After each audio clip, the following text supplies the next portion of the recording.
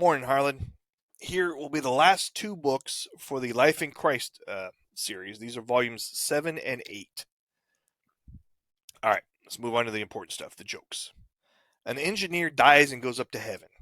At the pearly gates, St. Peter says to the engineer, "Sorry, pal, you're not on the list. You can't get into heaven."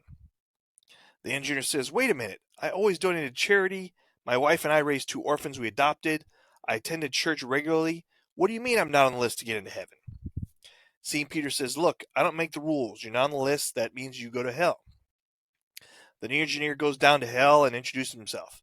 Gets to know the devil and says, "Hey, I can make a few changes to make things more comfortable down here."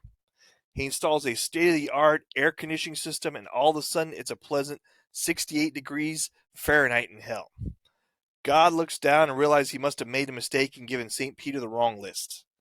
God says to the devil, "Send me back that engineer. I made a mistake. He belongs in heaven." The devil says, "Forget about it. This guy's great. I'm not giving him up." God says, "Oh yeah? You send him back up right now or I'll sue."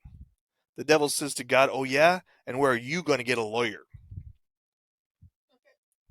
All right, here's another one for you, Harlan.